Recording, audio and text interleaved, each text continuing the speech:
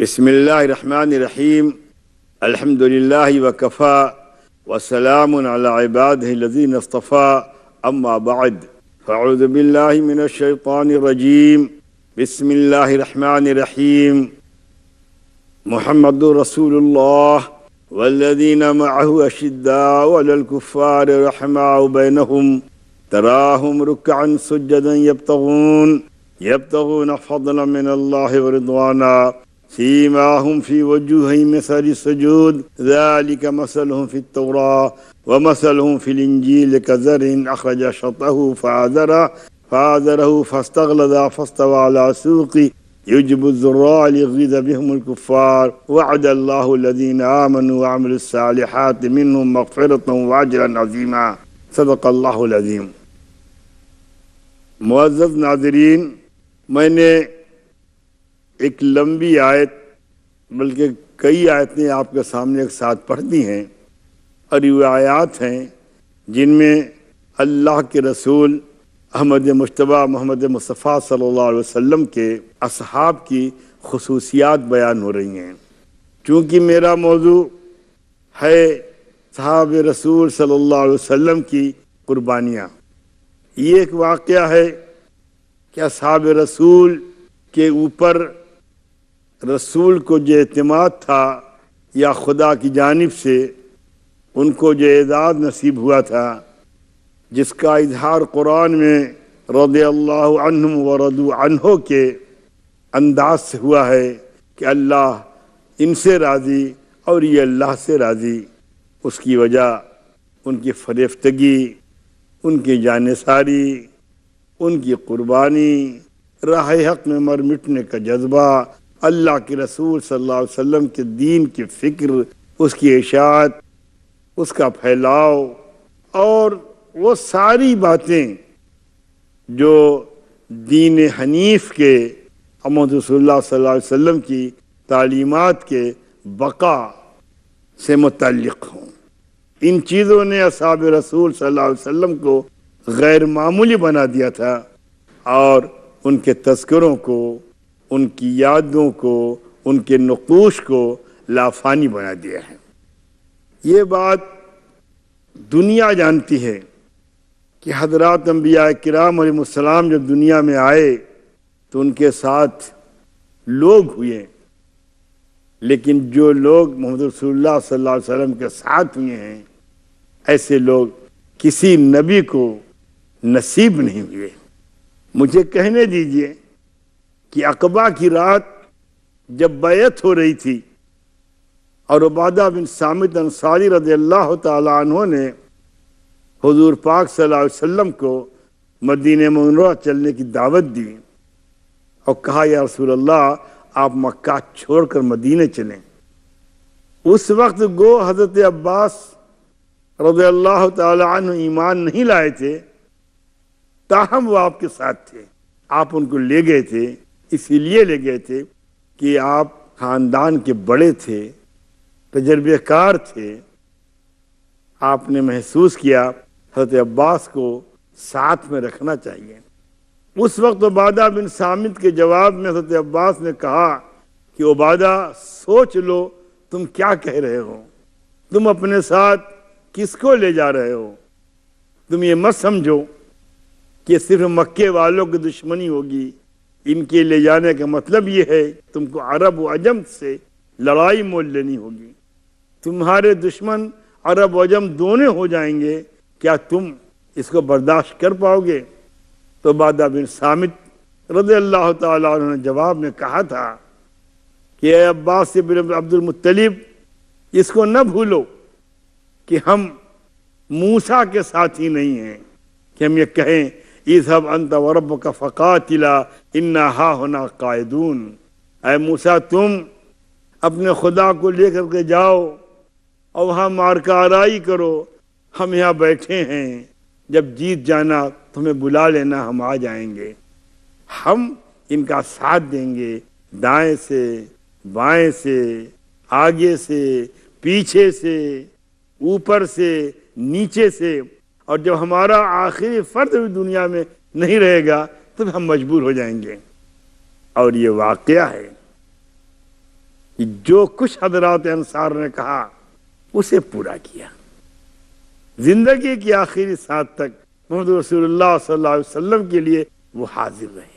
حضرات انصار ہی نہیں، مکہ مکرمہ میں جن لوگوں نے آپ کے ہاتھ پر ایمان قبول کیا اور آپ کے اصحاب ہوئے، انہوں نے قربانیوں کی وہ لازوال تاریخ مرتب کر دی جس سے انسانیت ہی کی نہیں، اسلام ہی کی نہیں، پوری تاریخ زیب پاتی ہے، زینت پاتی ہے.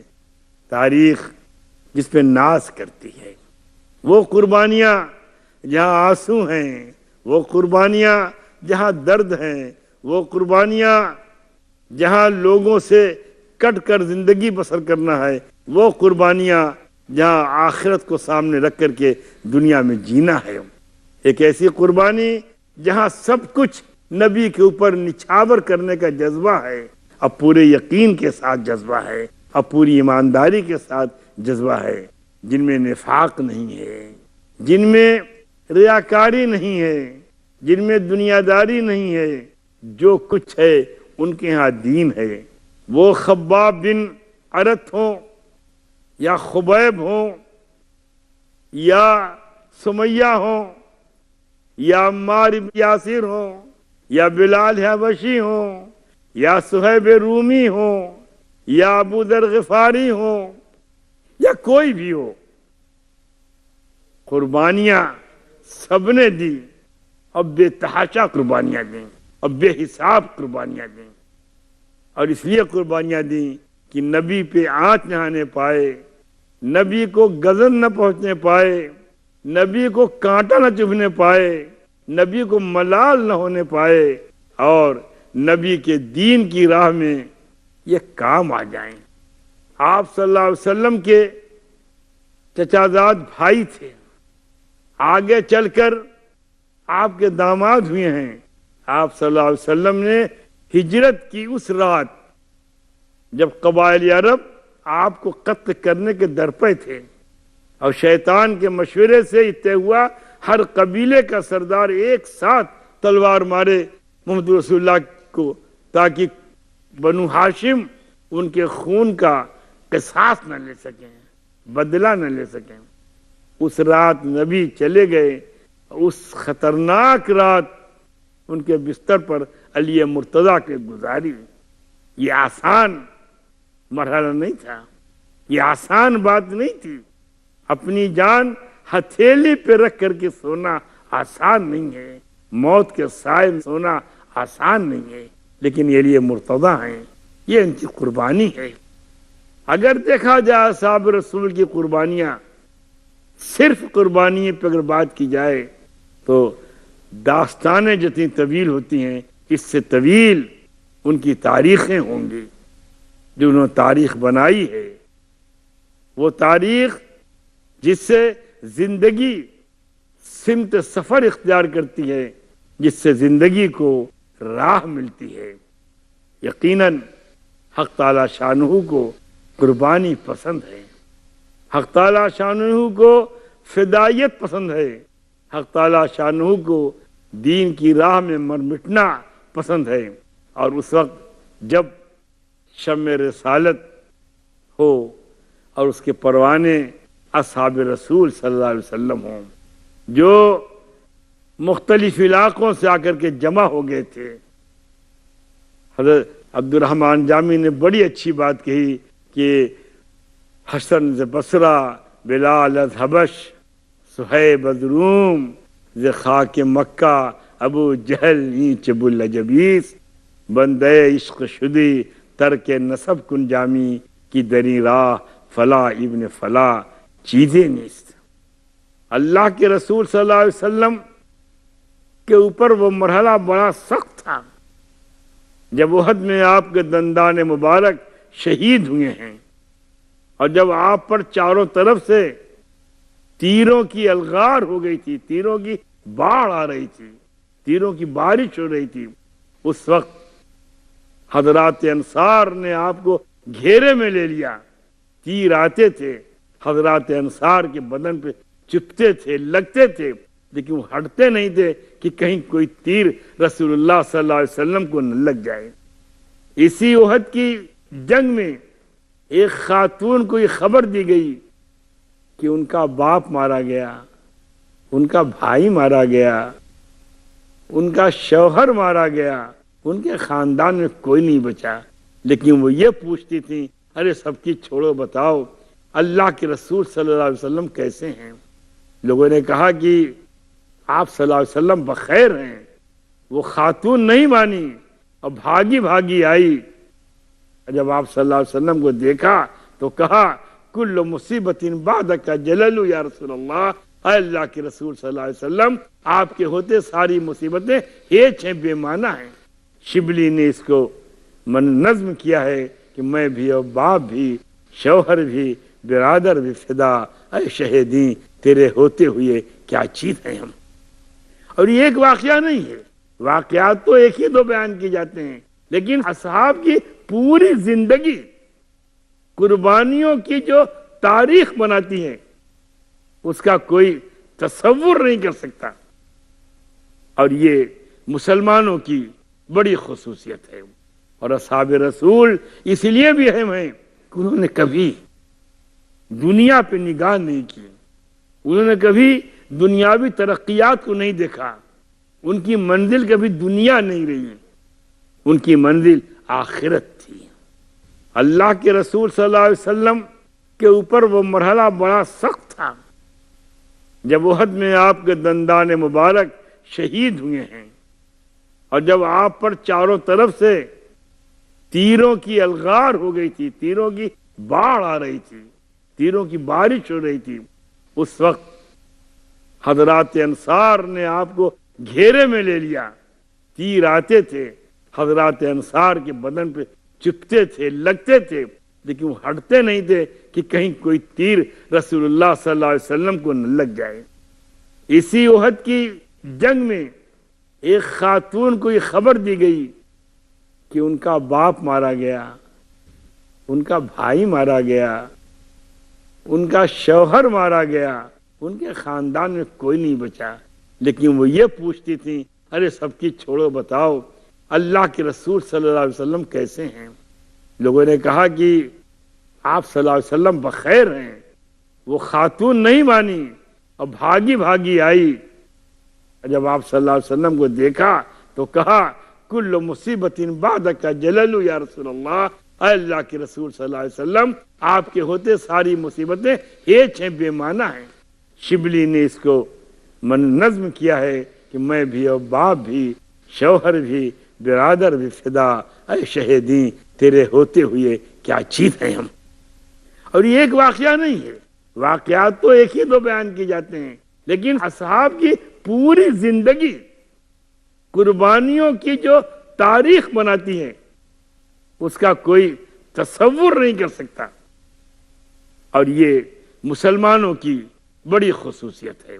اور اصحاب رسول اس لیے بھی اہم ہیں کہ انہوں نے کبھی دنیا پہ نگاہ نہیں کی، انہوں نے کبھی دنیاوی ترقیات کو نہیں دیکھا، ان کی منزل کبھی دنیا نہیں رہی، ان کی منزل آخرت تھی۔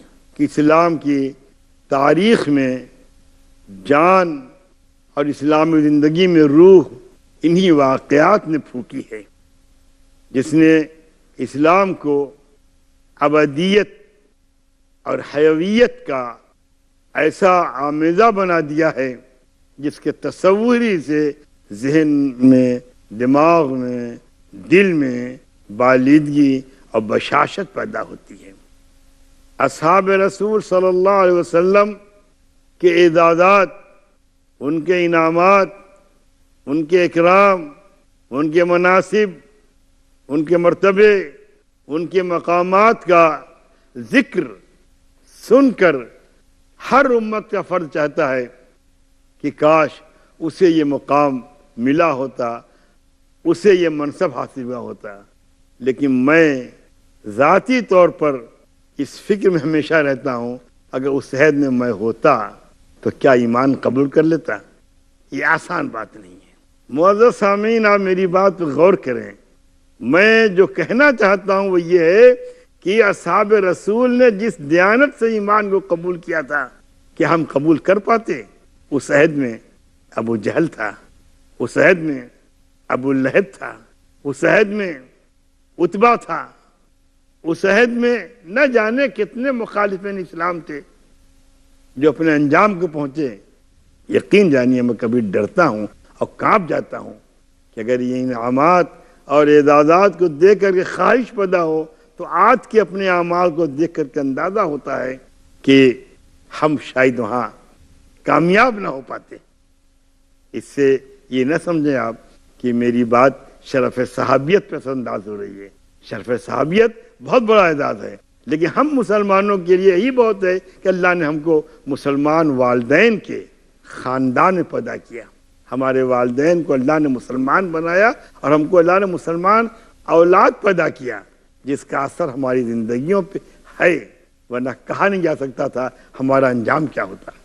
اصحاب رسول صلی اللہ علیہ وسلم نے نبی کریم صلی اللہ علیہ وسلم کی دعوت پر لبیک کہہ کر حق شناسی اور حق فہمی اور دین شناسی اور دین فہمی کا جو ریکارڈ قائم کیا ہے، جو عدیم المثال نظیر پیش کی ہے، اس کی مثال چار دانگ عالم میں نہیں ملتی۔ نہ تاریخ کے صفحات میں ایسے تذکرے ملتے ہیں ماضی میں، اور نہ حال میں سے کوئی نظیر ہے، اور نہ مستقبل میں ایسی کسی نظیر کا امکان ہے۔ آپ صلی اللہ علیہ وسلم کو اپنے اصحاب پر انہی قربانیوں کی وجہ سے اتنا اعتماد تھا کہ اگر ان کی وجہ سے کوئی نقصان بھی پہنچا تو آپ نے ان سے باز پرس نہیں کی۔ میں آپ کو بتاتا ہوں کہ احد کی جنگ میں آپ نے منع فرما دیا تھا کہ یہ درہ ہے، اس پہ بیٹھ جاؤ، ہٹنا مت یہاں سے، لیکن صحابہ ہٹ گئے۔ جن کو ذمہ داری سونپی گئی تھی کہ کیسے بھی حالات پیش آئیں، ہم ہارے جیتے کچھ بھی ہو، ہٹنا مت، وہ سب ہٹ گئے۔ اور خالد بن ولید رضی اللہ تعالیٰ عنہ اسی راہ سے گھوم کر کے آئے اور حملہ آور ہوئے، اور مسلمان جیتی ہوئی جنگ ہار گیا۔ لیکن جنگ کے بعد اللہ کے رسول صلی اللہ علیہ وسلم نے کسی سے یہ نہیں کہا تم نے میری بات کیوں نہیں مانی۔ یہ عجیب واقعہ ہے۔